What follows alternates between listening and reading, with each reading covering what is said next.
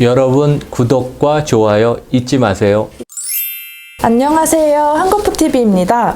오늘은 연세대학교 국제대학원 이나무 교수님과 상법 개정안 인터뷰를 해보려고 합니다. 간단한 소개 부탁드립니다. 네, 안녕하십니까. 한국기업거버넌스 포럼 이사이자 현재 연세대학교 국제대학원 개건 교수로 있는 이나무입니다. 저는 학교에 온 지는 한 4년 됐고요. 한 30년 정도 국제금융시장에 있었습니다. 그래서 홍콩, 싱가포르에서 한 15년 근무했고, 그래서 최근에 특히 이제 거버넌스가 아주 초점이 돼서 저희 포럼 회원으로서 열심히 활동을 하고 있습니다. 교수님 한겨레 신문 인터뷰 잘 봤습니다. 감사위원 분리 선출이 가장 핫하더라고요. 상장사 감사위원으로 활동하고 계신데 감사위원에 대해 간단한 설명 부탁드립니다.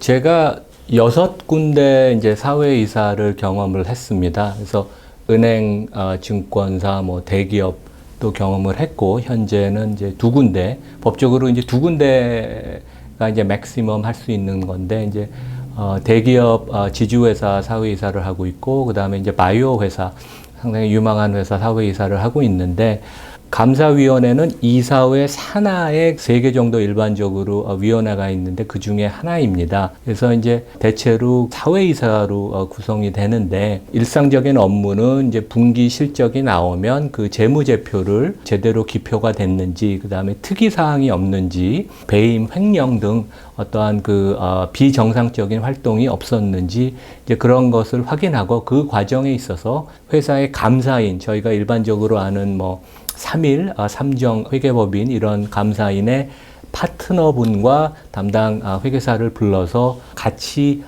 얘기를 듣고 그 다음에 질문을 하고, 이 과정에 있어서 감사위원회는 보통 이사회 전에 열립니다. 그런데 이 과정에 있어서 감사인을 불러서 질문도 하고 특이사항도 묻고 이제 이런 과정을 거칩니다. 그리고 이제 회사가 어떠한 대규모 M&A를 하거나 자산을 매각하고 그럴 때 감사위원회에서 이제 특수관계자 거래를 승인하는 경우도 있습니다. 그래서 미국에서 보면 감사위원회의 역할이 아주 명확히 정의되어 있고 되게 중요한 역할을 하는데, 구글의 지주회사인 알파벳 같은 경우는 특수관계자 거래의 경우 반드시 감사위원회의 승인을 받아야 되는데, 그 승인의 조건은 회사와 모든 주주의 이익에 부합되는 경우만 승인이 나게 돼 있습니다. 그리고 이제 여기서 승인하면 전체 이사회에서 승인을 하는데, 이제 그러한 감사위원회 역할이 아주 중요하고, 그 다음에 이제 왜 이런 위원회들이 열리느냐 하면, 실제 감사위원회는 재무회계, 금융 전문가들로 주로 이루어집니다. 왜냐하면 회계 정보를, 재무 정보를 많이 다루기 때문에. 그래서 10몇 명이 되는 전체 이사회에서는 이런 상세한 디테일한 얘기를 하는 게 효과적이 못한 경우가 많으니까, 보통 3명의 이런 금융회계, 재무 전문가가 모여서 깊이 있는 토론을 하는 그러한 목적이고, 효율성 측면에서 좋다고 보입니다. 네, 그럼 한 명의 감사위원이 기업의 의사결정을 저지할 수 있나요? 감사위원회는 일반적으로 3명의 사회이사로 구성이 되는데, 자료를 요청하거나 회의를 하거나 토론을 하고 그 다음에 거기서 이제 결의를 하는 경우에 있어서 같은 컨센서스, 같은 생각을 이루려고 합니다. 그래서 한 명이 어떠한 독단적인 결정을 하기가 어렵고, 서로 토론의 과정을 거치면서 어떠한 공통의 생각을 하도록 하기 때문에, 한 명이 어떠한 안건을 제안을 해서 그걸 갖고 토론을 하고 그럴 수는 있지만, 한 명이 전체 기업의 경영 활동을 저지를 하거나 부정적인 효과를 야기하는 그러한 일은 할 수 없다고 보입니다. 재계는 현재 기술 유출을 우려하고 있다고 합니다.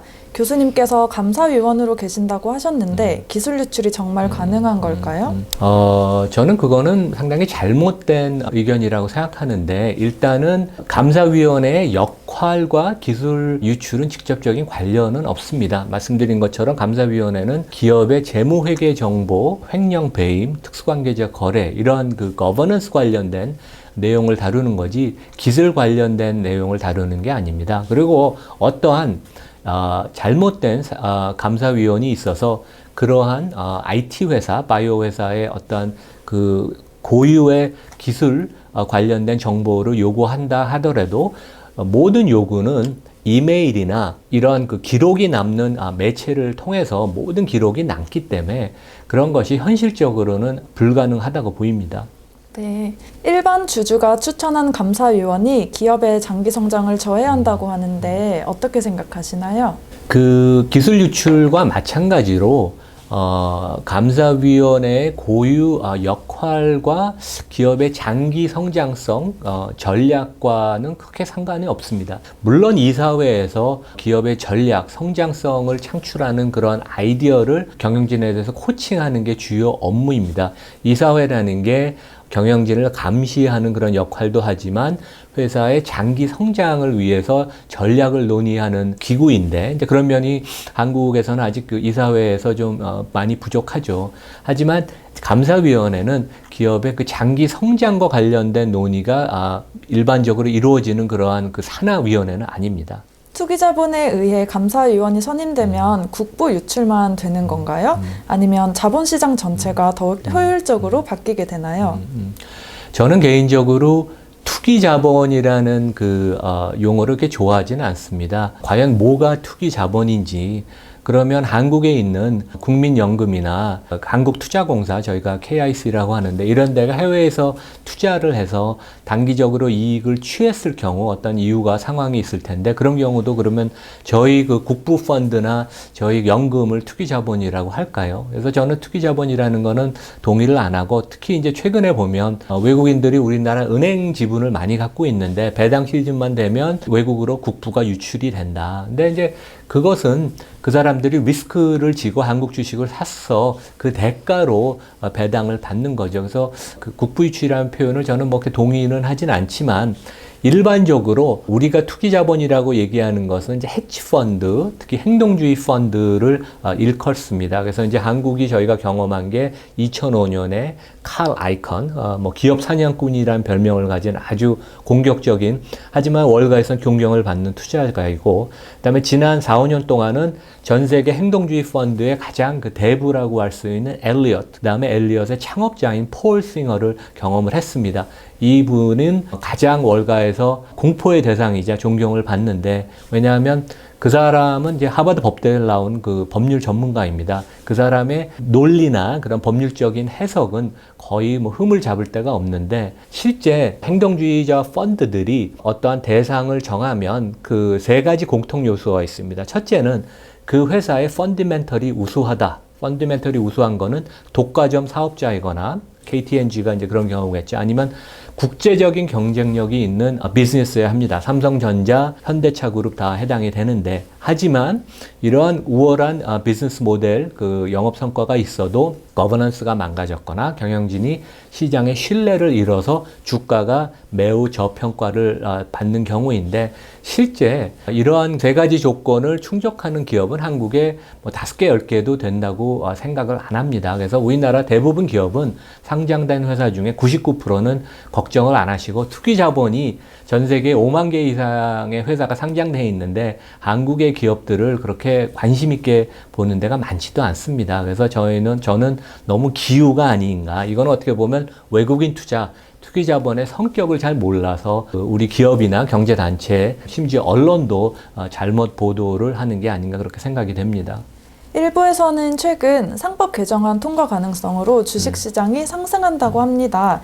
상법 개정안이 통과되면 코리아 디스카운트가 조금이라도 해소될까요? 이번에 상법 개정안이 통과가 되면 거버넌스 측면에 있어서는 의미가 있습니다. 그래서 첫 단추를 잘 끼웠다는 효과이고 그런 설명이고, 앞으로도 이제 기대를 그 이후로도 할 수 있는 게 많습니다. 하지만 기업의 시장의 그 주가의 그 저평가, 이제 코리아 디스카운트라고 하는 것은 여러 가지 요소가 있습니다. 그래서 이제 그 중에 하나가 기업 거버넌스 문제고, 한국의 더 근본적인 문제는 우리나라의 비즈니스 모델입니다. 아직도 한국은 경기에 민감한 많은 설비 투자를 해야 되는 자본 집약적인 산업에 집중을 하는데, 우리나라 그동안 대표적인 반도체, 자동차, 철강, 석유화학 다 그런 거고, 심지어 최근에 성장 산업이라는 배터리도 되게 자본 집약적입니다. 하지만 국제금융시장은 이러한 자본 집약적인 비즈니스 모델은 별로 안 좋아하고, 반면에 21세기에 맞는 무형 자산 중심의 비즈니스 모델, 자산 경량, asset light 모델이라고 하는데 사람, R&D, 소프트웨어, 브랜드 이런 거가 중심이 되죠. 하지만 이런 부분에 있어서는 한국 기업들이 많이 부족을 합니다. 그래서 이제 디스카운트가 되는 거고 우리나라가 내수 성장이 급격하게 둔화가 되는 것, 그 다음에 장기적으로 인구의 자연 감소, 올해부터 시작이 된다고 하죠. 정부의 과도한 간섭, 실제 한국전력, 은행, 통신주 이런 데들이 다 망가졌습니다. 정부의 지나친 간섭으로. 이러한 그 복합적인 요인으로 코리아 디스카운트가 되는 거지 기업 거버넌스만 한 요인이라고 할 수는 없습니다. 하지만 말씀드린 것처럼 첫 단추를 잘 낀 것이니까 그런 면에 있어서는 긍정적인 효과를 기대해 볼 수도 있다고 생각을 합니다. 네, 말씀 감사합니다. 오늘은 이나무 교수님과 상법 개정안에 대한 이야기 나눠보았는데요. 시청자분들께 유익한 영상이 되었길 바라며 이만 인사드리겠습니다. 여러분 구독과 좋아요 잊지 마세요. 감사합니다. 그게 뭐예요? 여러분 구독과 구독과 좋아요 잊지 마세요. 이거 누르는 거? 네, 눌러주세요.